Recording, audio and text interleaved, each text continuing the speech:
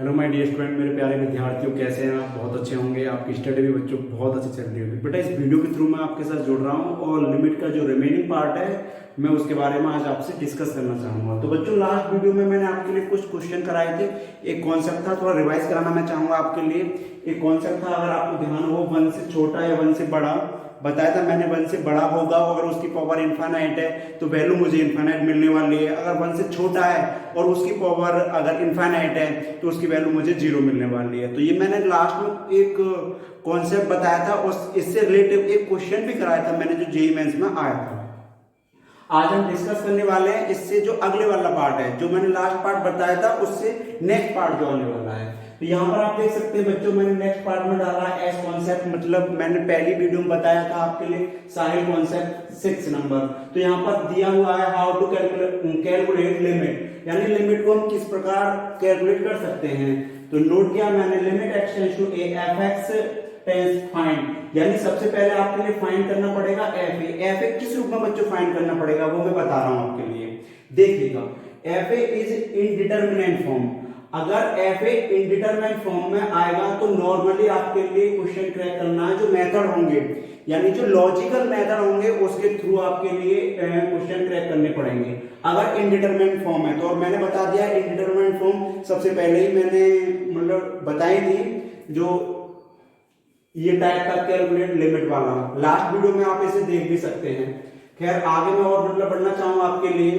तो ये पहले वाला पार्ट तो ये है जो मैंने बताया। अभी सेकंड वाला इसका हिस्सा ये है, F A is determinant form, यानी एक तो इनडिटरमिनेंट फॉर्म होंगी तो वहां पर लॉजिकल जो मेथड है वो यूज करने हैं। अगर एफ ए डिटरमिनेंट फॉर्म में है तो हमें बच्चों क्या करना, उसमें सबसे पहले फाइंड करना है left hand limit and right hand limit, यानी राइट लेफ्ट हैंड लिमिट और राइट हैंड लिमिट इसकी वैल्यू फाइंड करनी है। अगर left hand limit is equal to right hand limit आता है तो आप बोलने वाले हैं कि लिमिट एग्जिट है। अगर ये डज नॉट इक्वल नहीं आया तो आप बोल सकते हैं does not limit does not exit. तो आप इतनी बातों को मेरी को समझ पाए होंगे जो मैंने अभी आपसे डिस्कस की। चलिए थोड़ा आगे बढ़ते हैं, आप इसे कॉपी भी कर सकते हैं। देखिए आगे चलते हैं बच्चों, थोड़ा सा और ये बातें आपकी समझ में आई होंगी जो मैंने अभी आपसे डिस्कस की। आगे बढ़ते हैं थोड़ा सा। तो एस कॉन्सेप्ट 7 वही मैं रिपीट कर रहा हूं, पहले साहिल कॉन्सेप्ट मतलब 7 की मैं बात करूं, मेथड टू सॉल्व लिमिट। ये इंपॉर्टेंट पॉइंट है बच्चों। अब हम उस मंजिल की तरफ आ चुके हैं जहां से जेईई की जो अच्छे लेवल के क्वेश्चन है वो आप अच्छे ढंग से उन्हें क्रैक कर पाएंगे। ये है पॉइंट मेन। चलते हैं तो मेथड टू सॉल्व लिमिट। तो जो लिमिट के मेथड होंगे सॉल्व करने के, तो पहला मेथड है बच्चों एक्सैक्टिंग लिमिट, सेकंड है फैक्टराइजेशन, थर्ड है एक्सपेंशन बेस्ड क्वेश्चन होंगे। अगर मैं अगले की बात करूं फोर्थ की, तो limit n tends to infinite type, standard limit, rationalise form और ये क्या ट्रिगो लिमिट। तो बच्चों ये हमारे इन टोटल जो मैं बात करूं मेथड होंगे वो 7 मेथड होंगे। 7 मेथड से हम जो लिमिट का कोई भी क्वेश्चन होगा ए टू जेड उसको क्रैक कर सकते हैं। आप बच्चों इसका स्क्रीनशॉट ले सकते हैं या इसे कॉपी भी कर सकते हैं। चलिए जल्दी कीजिए प्लीज।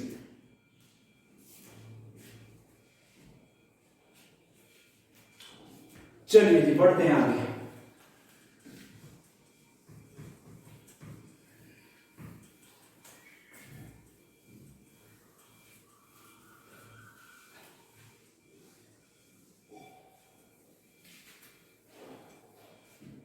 चलिए जी, तो अभी एस कॉन्सेप्ट 7 मैंने बताया था बच्चों। एस कॉन्सेप्ट 8 की बात करता हूं।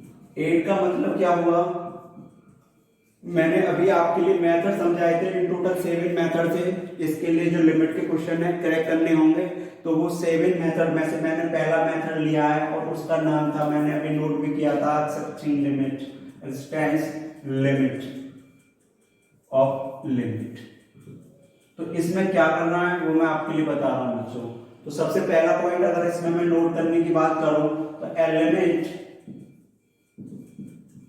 Limit x tends to a f x exist only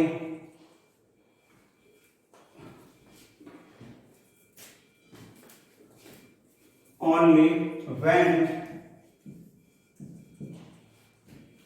left hand limit is equal to right hand limit. आपकी ये बात समझ में आई होगी। Limit x tend to f x exist करने वाला कब लेफ्ट हैंड लिमिट बच्चों क्या होगी, इक्वल होगी, किसके इक्वल होनी चाहिए, वो राइट हैंड लिमिट के। सेकंड पॉइंट की बात करूं मैं, इसी के सेकंड पॉइंट यहां पर मैं नोट करता हूं, विच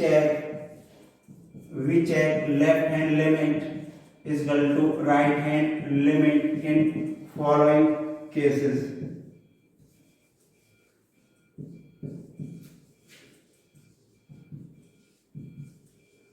केसेस तो फॉलोइंग केस कौन कौन से होंगे बच्चों।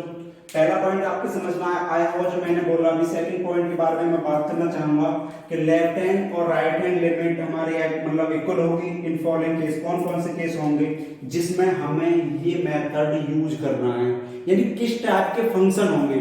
शुद्ध अपनी भाषा में आपके लिए मैं समझाना चाहूं तो वो कैसे फंक्शन होंगे, किस टाइप के फंक्शन होंगे जिसमें ये मेथड हमारा यूज हो सकता है। इस पूरी दास्तान का मतलब ये है जो मैंने छोटे शब्दों में आपसे डिफाइन कर दिया।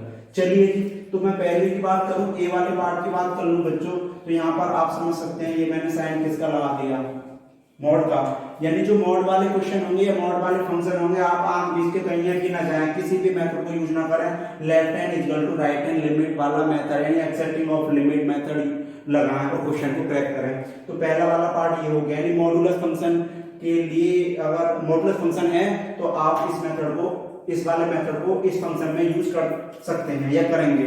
बी वाले पार्ट की मैं बात करूं आपके लिए, तो यहाँ पर बच्चों आने वाला है एक और, ये अब आप समझ रहे होंगे। इसका मतलब आपके पास समझ में आ रही है, कुछ गड़बड़ वाले फंक्शन है सब, मतलब गंदे गंदे से फंक्शन। अरे ये भी थोड़ा गंदा सा है, ग्रेटेस्ट इंटीजर और भी मतलब मैं नोट करने वाला हूँ, सिग्नम वगैरह, एक अच्छे फंक्शन नहीं, गंदे गंदे जितने भी टाइप के फंक्शन है अपनी भाषा में मैं समझा रहा हूँ। तो वो सारे जो मतलब क्वेश्चन है या फिर फंक्शन मतलब होंगे वो सब इसी मेथड से सॉल्व होंगे। चलिए जी, बी वाला पार्ट है, यहाँ पर मैं जिनके लिए नहीं मतलब बताया उनके लिए बता दूंगा, ग्रेटेस्ट इंटीजर फंक्शन है। सी वाले पार्ट की बात कर लेता हूं, तो बच्चों सिग्नम एक्स, इसका मतलब क्या हुआ कि जब सिग्नम फंक्शन होगा तो भी बच्चों किसी मेथड पर जाना ही नहीं है, आपके लिए भूल नहीं करनी है, किसी भी मेथड के बारे में सोचने की, विचार करने की कोई भूल नहीं करनी। सीधी सी बात है कि लेफ्ट हैंड लिमिट चेक करो और राइट हैंड चेक मतलब चेक कीजिएगा और क्वेश्चन को क्रैक कीजिएगा। इक्वल आ रहा तो लिमिट एग्जिट, अगर इक्वल नहीं है तो limit does not exit.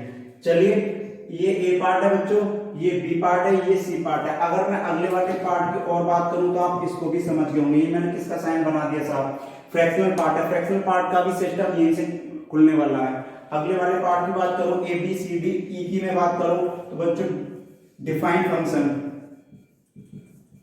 Define मतलब फंक्शन की कहानी है वो मैंने एग्जांपल शायद आपको दिया हो फंक्शन चैप्टर में। जैसे कि होटल में कहानी मतलब होती है ना कि वो यहाँ पर वो मतलब वहां पर, अरे चाय यहाँ मिलेगी, पकौड़ा यहाँ मिलेगा और रायता ये मिलेगा, या ये मतलब काउंटर है अलग अलग। इसका मतलब क्या हुआ कि सपोज दैट एक्स स्क्वायर है तो एक्स की रेंज यहाँ से यहाँ तक है, एक्स स्क्वायर माइनस 3 अगला फंक्शन है तो उसकी रेंज वहां से वहां तक है। ये सब डिफाइंड फंक्शन है जो मैंने ऑलरेडी फंक्शन चैप्टर में आपके साथ बहुत डिटेल से डिस्कस कर रखे हैं। तो आप फंक्शन जो चैप्टर है वो उसको मतलब थोड़ा जो मैंने पढ़ाया है उसको रिवाइज करें, आपको पता लग जाएगा कि डिफाइंड फंक्शन क्या है। वैसे ऑलरेडी मैंने आपके लिए समझा दिया।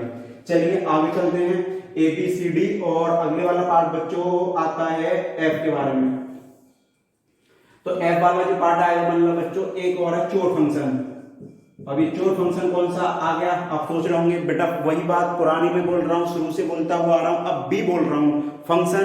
और फंक्शन में चोर फंक्शन का नाम मैंने बहुत मुश्किल से ढूंढ कर दिया था क्योंकि ये किसी बुक में मेरे को मिला ही नहीं था। इसका जो एक नाम है सफिशिएंट मतलब नेम आएगा वो मिला ही नहीं था, तो फिर मैंने इसको ड्राइव कर दिया और इसका नाम दे दिया बच्चों चोर फंक्शन। अब आप सोच रहे होंगे कि मतलब चोर फंक्शन क्या है, तो मैं बता दे रहा हूँ आपके लिए। 1 अपॉन बच्चों एक्स की पावर 3, चलो यहां नोट कर देता हूं, आप देख लीजिएगा प्लीज। 1 अपॉन एक्स की पावर 3, 1 अपॉन एक्स की पावर 5, 1 अपॉन एक्स की पावर 7, अर्थात समझ रहे हैं 1 अपॉन एक्स की पावर जितनी भी ऑड आती रहेंगी ना वो सब हमारे चोर फंक्शन होंगे। तो बच्चों ये बातें आपके समझ में आई होंगी जो मैंने अभी बताया था आपके लिए कि ये जो in total a b c d e f ये हमारे मतलब इन टोटल फंक्शन हैं जो कि इस मेथड के लिए एवेलेबल है। यानी कि दूसरी भाषा में मैं और कहूं कि ये जो मेथड है हमारा एक्सेप्टेंस ऑफ लिमिट जो मेथड है, तो इस मेथड को हमें इस टाइप के फंक्शन में यूज करना है, अनदर किसी फंक्शन में लगाना है ही नहीं है। ये फंक्शन जैसे ही आपको मिले, जैसे mod x वाला है, ग्रेटेस्ट इंटीजर है, सिग्नम x है और फ्रैक्शनल पार्ट है, और ये डिफाइंड फंक्शन है और चोर फंक्शन है। आप बीच के आप लेफ्ट हैंड साइड चेक करें, राइट हैंड चेक करें, अगर बराबर आ रहा है तो लिमिट एग्जिट, और बराबर नहीं आ रहा है तो लिमिट डज नॉट एग्जिट। तो बच्चों आज की लेक्चर में बस इतना ही रहने देते हैं, अगले लेक्चर में फिर मैं आपसे मिलता हूं। आज हमने जो डिस्कस किया है वो एक मेथड था, जो मैंने 7 मेथड दिए थे, वो उसमें से एक मेथड लिया और ये मैंने इसका कुछ थ्योरी पार्ट है वो आपके लिए समझाया। नेक्स्ट वीडियो में मतलब बच्चों अब इसके क्वेश्चन है, जो अच्छे अच्छे लेवल के क्वेश्चन है वो मैं आपके साथ डिस्कस करूंगा। फिलहाल आज इतना ही रहने देते हैं, फिर मुलाकात होती है उत्साह, जोश और उमंग के साथ। आप पढ़ते रहिएगा, मजे लेते रहिएगा, बोरिंग फील मत कीजिएगा। और एक बात मैंने पहले बोली थी, अब भी पुनः वही बात बोल रहा हूं कि आप अपनी पढ़ाई की कंटिन्यूटी बिल्कुल ना तोड़ें, क्योंकि पढ़ाई की कंटिन्यूटी अगर टूटेगी प्रॉब्लम साहब आपको आने वाली है। मेरा तो कुछ नहीं है, मैं तो पढ़ा रहा हूं आपके लिए जब तक ये लॉकडाउन चल रहा है। और एक बात और मैं कहना चाहूंगा कि बहुत सारे बच्चे ये बोल रहे थे कि सर कोई नहीं, हम थोड़ा बाद में देख लेंगे, अभी मतलब पढ़ने का मन नहीं है या फिर मतलब कुछ प्रॉब्लम है उनकी। तो मैंने लास्ट में भी मतलब कहा था और अब भी मैं बोल रहा हूँ कि बेटा प्रॉब्लम समस्या सभी के लिए है, आपके लिए मतलब है नहीं। और जेई एग्जाम, जो जेई मेंस का एग्जाम है मतलब 2021 का, वो आगे जाने वाला नहीं है, वो तो उसी टाइम पे होने वाला है। तो आप खुद डिसाइड कीजिए कि आप अपना टाइम बर्बाद करना चाहते हैं या रियल में जो अपना टाइम है वो सेव करना चाहते हैं।